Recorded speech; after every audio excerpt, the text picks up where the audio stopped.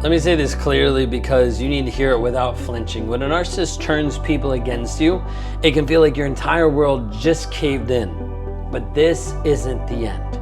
This is your wake-up call. This is the fire that you walk through to get your life back to who you used to be. It doesn't mean it's easy, it's painful, it's gutting, but it's not your fault.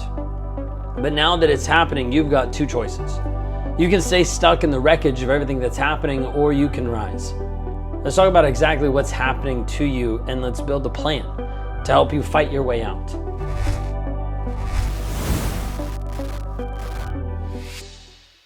There's a pattern that happens. Let's talk about this. You finally start standing up for yourself, setting boundaries, like you get wise to the gaslighting, you call out his lies.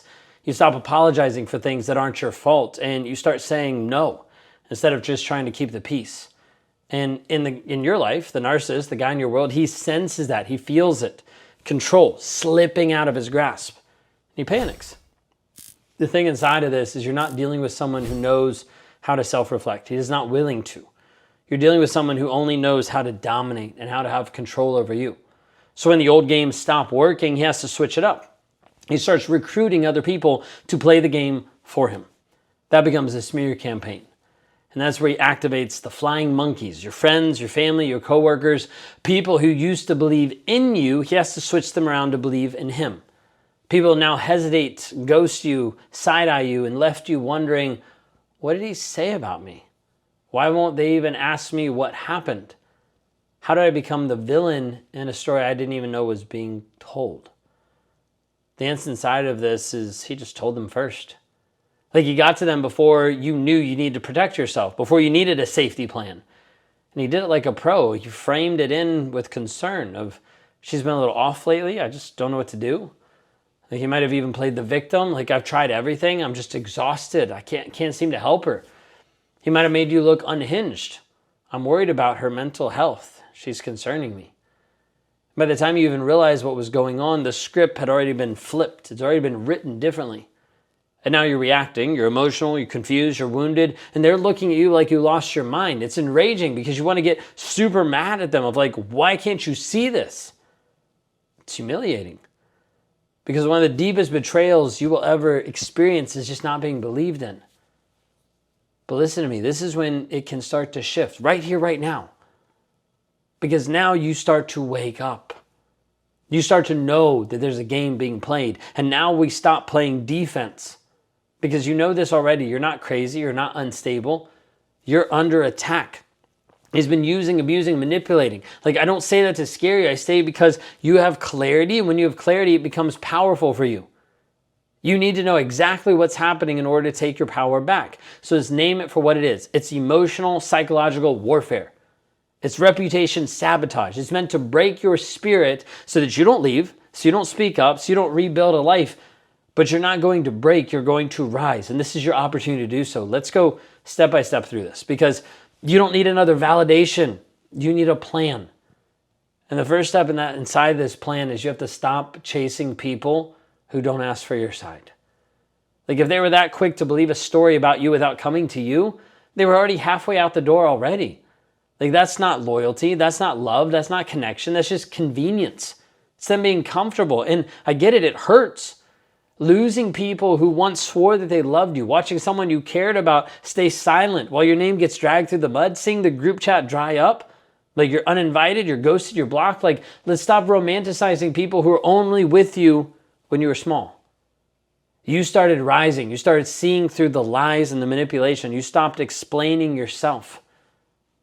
And the people who needed you to stay that version of you, the version that was bent down, that was crushed, they walked away. Let them. Because now you've actually got space to rebuild with people who are strong enough to walk with you in your truth. Second step inside of this is own your story. I don't mean you have to go and overshare and tell a bunch of people. It doesn't mean you need to out-narrate the narcissist and tell a bunch of people and try to convince people. I mean, own your truth quietly, boldly, without needing approval. You don't have to get ahead of the smear campaign in order to win. You just have to stop letting it control your emotional life. They said you were crazy? Okay. He said you were too sensitive? Okay. He said you were unstable? Fine. You're not here to correct false impressions.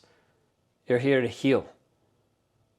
Saw a video the other day that was talking about a guy was saying that he has short conversations with stupid people because every time they say something incredibly stupid, he just agrees with them.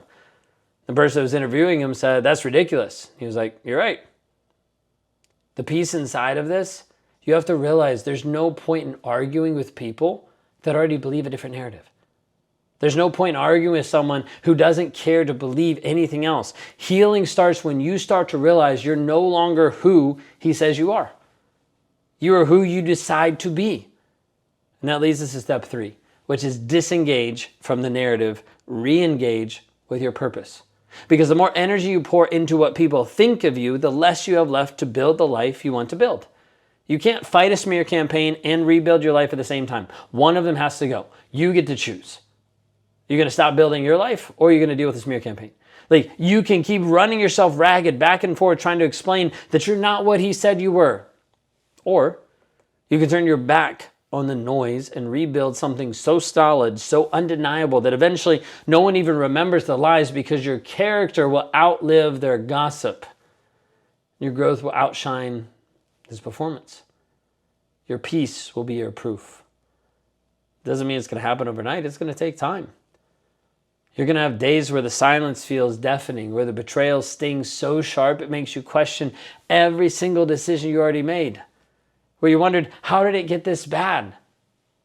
That's okay. That's part of the climb that you're rising up from. But here's what I can promise you inside of this. Every single step that you take away from his narrative, every moment you invest in you instead of these other people, instead of him, every time you choose truth over your trauma bonding, you win. The last part in this is the most important. Step 4 is rebuild from the inside out. This is healing. Because this isn't about healing your image, it's about healing your identity. This is why when we work with people, it goes into progression. We have to help you process your triggers. We have to help you break the trauma bond. We have to help you set healthy boundaries. And we have to help you know who you are. When a narcissist turns people against you, it shakes something deeper than just your social circle. It hits your self-worth, your confidence, your trust, your sense of belonging to who you actually are. So the next part of your journey isn't just move on. It's build something unshakable inside of you. It means looking at the damage without looking away. It means grieving who you lost and who you were without shame or guilt. Building healthy boundaries so strong that you never tolerate this type of disrespect again. That means that you recognize the truth. This happened to you, but it doesn't define you. You were targeted because of your strength, not because of your weakness. Your empathy, your loyalty, your capacity to love, those were never liabilities. They were the reason he tried to break you in the first place. Because he knew that you were powerful. He knew that. And when someone like you wakes up, it starts to become a game over for him. Let's talk about the people who actually stuck around through all this. The ones who maybe stayed quiet, the ones who pulled to the side that didn't want to get involved, the ones who said, it's not that bad while watching you burn. You don't have to carry rage for them forever. You don't have to carry hope either. If they couldn't show up to you when it cost them nothing, they're not going to show up now that it costs something. Release them. You don't need to build a life with people in your life that you have to try to prove that you're worthy of being treated right. You need to live like it's already true, because it is. You're worthy.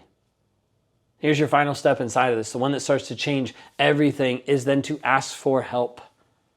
You don't have to rebuild alone. You don't have to climb out of the psychological warfare just with your willpower alone. You need people who get it, who have the map, who have the understanding, who've walked through hell and made it out clean on the other side. That's what I do. And that's why I'm here.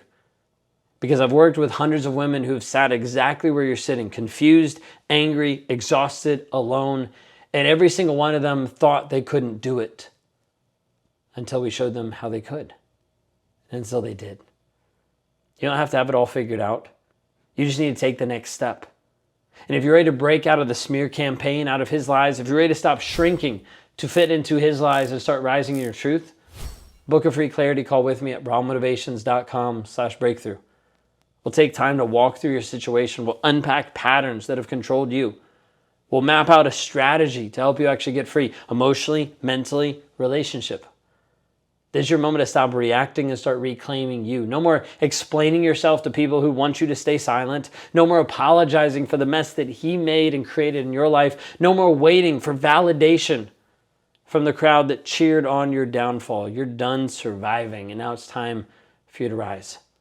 Let's rebuild you one step at a time. Go to rawmotivations.com/breakthrough. Book a call today. You've been told it's all your fault, and that makes you feel crazy. No one understands you, and that leaves you in a place of being alone. You've tried to break free multiple times, and that leaves you helpless because nothing you've done has actually worked. It hasn't actually got you free or liberated from this toxic relationship. So you feel crazy, alone, and hopeless. Guess what? That's a lie. Because all it is how you've been raised and conditioned inside of this abusive relationship over and over. And as a result, you've sacrificed your growth, you've sacrificed your worth, and you've been trapped inside of a toxic relationship. What if I showed you the path to freedom? A way for you to actually get free mentally and emotionally from the toxicity that's happening right here, right now. You deserve more. You deserve to be able to heal. And I want to help you with that. If I can help you with that, go to rawmotivations.com/breakthrough. Schedule a call there and let's talk. You left him. You blocked the number. You deleted the photos. You walked away from the chaos. But if you're really honest, he still lives in your head. You still shrink when someone raises their voice. You still second guess every decision. You still hear his words spoken in your own voice now. That's not healing. That's just surviving on autopilot. No one's told you that this part of the whole journey will be the hardest. Not the leaving, but the aftermath is one of the most difficult pieces. Like where you're out of the relationship, but you're still trapped in the middle of all the damage, in the middle of all the confusion. That's why I created the Reclaim Workshop. It's a one-day trauma-informed workshop for women who've survived narcissistic abuse but haven't yet fully felt free. We're going to meet in Orlando, Florida, virtually or in person, in July 12th. And in that room, we'll do what the relationship never allowed you to do. We'll tell the truth. We'll break the cycle. And we'll come back home to you. Click on the link. Don't let the ghost of a man control the woman that you're actually becoming now.